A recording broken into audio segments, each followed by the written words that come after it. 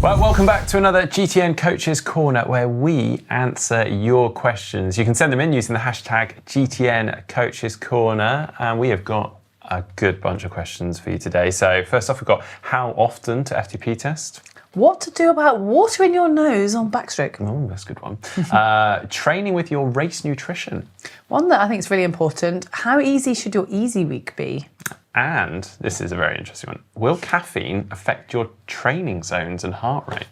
Some great questions, and if that's inspired you guys to have your own question, well, you know what you can do. Just leave it with the hashtag GTN Coaches Corner in the description below. Before we crack on with the answers to these questions, just a quick reminder, if you want to support the channel, you can click on that globe and subscribe, and if you're already enjoying the video, give us a like. That'd be great. Right, this first question comes from David Lane. It says, how do I choose...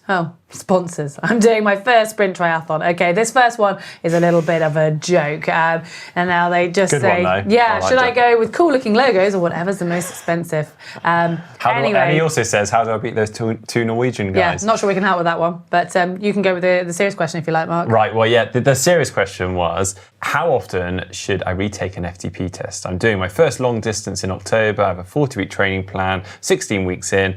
The rides are feeling ever so slightly easier. Should I retest and possibly bump up watts? Blah, blah, blah.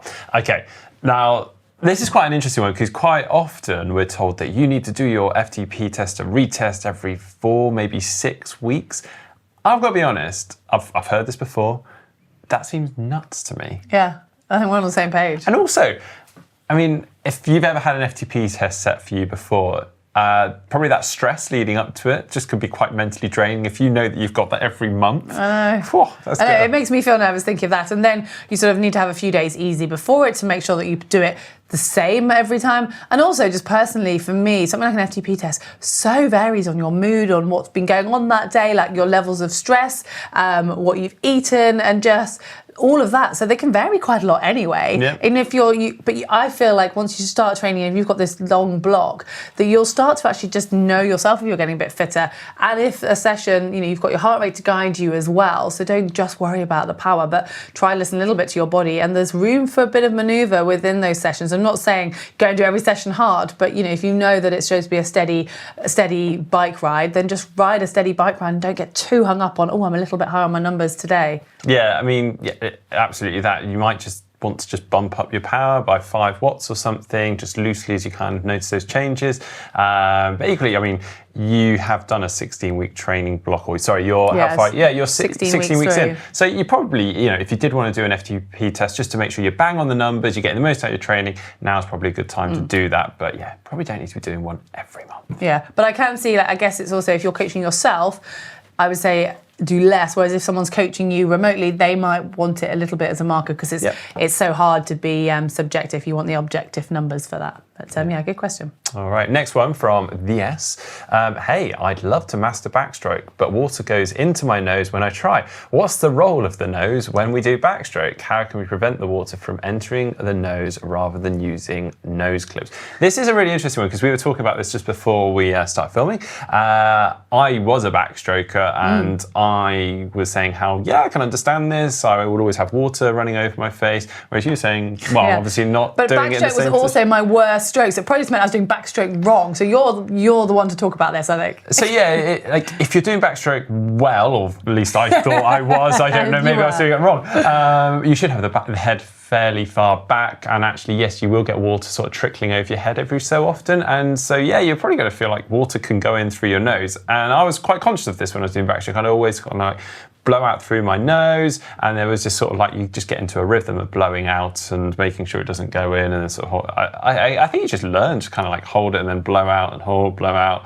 and that's. I'm going to think about backstroke next time I swim it, but I only swim backstroke for my warm downs, and I think that's the problem. It's so slow that no water is going to move anywhere around me. It's a weird one. It's been so long since I used to do backstroke all the time. Next time we're filming, I'm going to have to have a think. I really am, because I can tell you all about freestyle technique and how I breathe, because I've analysed that for videos for you guys, but backstroke, not so tuned in. That's hilarious, isn't it? But I mean, if any of you guys out there have like this exact answer of how to time your breathing, but it's not like timing your breathing, because your head is basically staying, yes, your shoulders are moving, but your head shouldn't be moving that much. So great question. Tricky one, yeah. Moving on anyway. Amy S has this question. My daughter and I are training for our first 70.3 after completing a number of sprint tries. When do we start adding the fourth discipline, nutrition, to our training sessions, and how do we do that? Well, Amy, I think first up, it was great that A, you guys are both moving up to 70.3, and B, you've already identified that nutrition is that fourth discipline, because so many people just forget about it. So you're already ahead of the curve. That's brilliant. And basically, as soon as possible, to start incorporating it into your training. And the more practice you have with this, and it might even be going back to things of practicing actually using your hands whilst on the bike if you're not used to that, and whilst running, and the action of taking a drink, of opening up a gel and experimenting what sort of foods you like and can physically take on. But then there's also the other element of getting your stomach used to taking them. Yeah, exactly that. I was about to say, some people really struggle taking fluids on, gels on, and it may take a little bit of training or figuring out how best to do it for you, tiny sips, but whatever it may be. Once you get more comfortable with that, you can then start building that into kind of bigger sessions, brick sessions, race simulation kind of sessions, where you might be going a similar intensity or effort to what you may be hoping to do on race day, and therefore just really tuning you in and getting you used to how you are going to take that fuel on race day, so nothing's a surprise. But it's great, as Heather said, that you are thinking about that at this stage, so well done. Yeah, and I guess one final point as well, for 70.3, it's quite easy to be able to carry all of your nutrition, but if you are planning on using the nutrition that's provided at the race, then look up what brand they're using and experiment with that to check that you like it and that your body's also used to that specific, because they all do vary a little bit. Yeah, good one. Right, next one from Craig Vincent. This is about kind of training periodization. So he said, how easy should the final week of each 4-week training block really be? How should I structure the week in terms of volume, frequency, intensity to maximize recovery and absorption, but not detrain?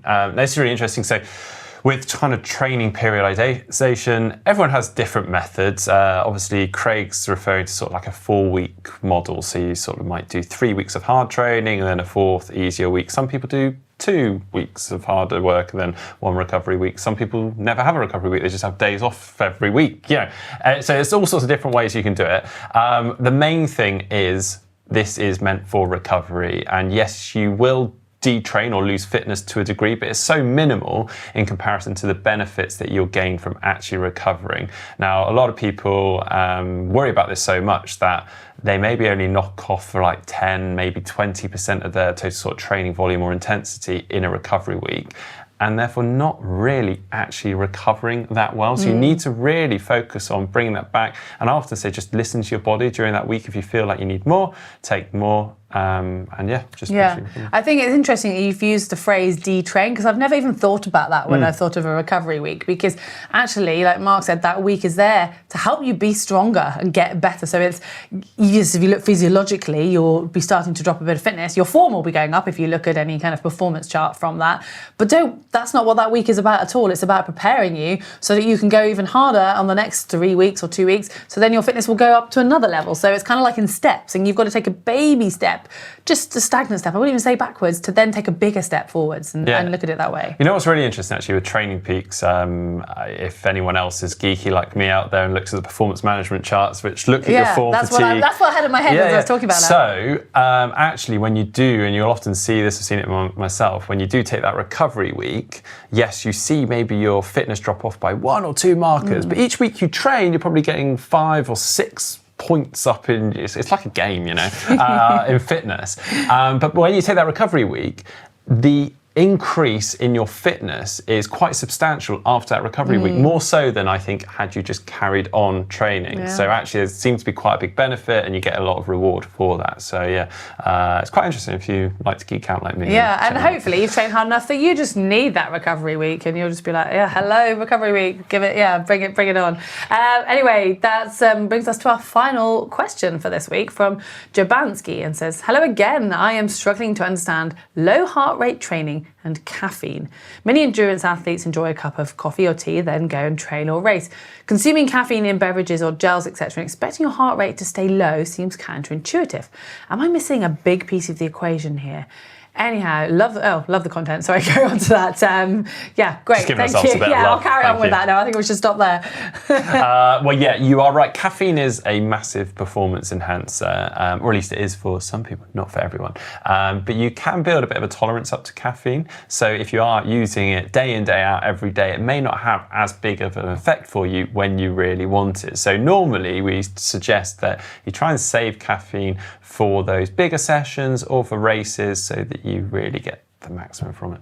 Yeah, and also, you're saying like a lot of people use caffeine for their long runs, and there's some science that proves that it helps your body to start to metabolize fats. And if you're trying to do say a zone 1, zone 2 effort of endurance, and you're trying to teach your body to be more economic at using your fat stores, then it can actually help with that. So I wouldn't worry too much about its effect on your actual heart rate per se, and I don't really know what the science is around that. I think sometimes if you have too much coffee, you might feel like your heart rate's going up and maybe at resting, but when it comes to actual exercise, it shouldn't really have too much of an effect, or definitely not an effect that's going to change the way you need to look at your long, slow, steady. Well, in some ways, and research suggests that actually it's kind of decreasing your perceived effort. So your heart rate may not actually go up suddenly and spike due to the caffeine. Actually, it's making that effort a little bit easier, if that makes sense. Or feel easier. Feel easier. And then I guess you could, maybe pushing harder without realising. Yes, so it may not actually, it shouldn't really necessarily reflect or affect the zones as a result. Yeah. But it is a funny area. There's a lot of research both ways. So yeah. I mean, I'm just going to read every piece of research that says drinking coffee is good. And it's interesting that James wrote the answer actually to this question and suggested you need to pull back on caffeine, and he is the biggest caffeine monster I know. I know, that's hilarious. Anyway, thanks ever so much to everyone for the questions today. Please do keep them coming using that hashtag GTN Coaches Corner, and we'll see you next week.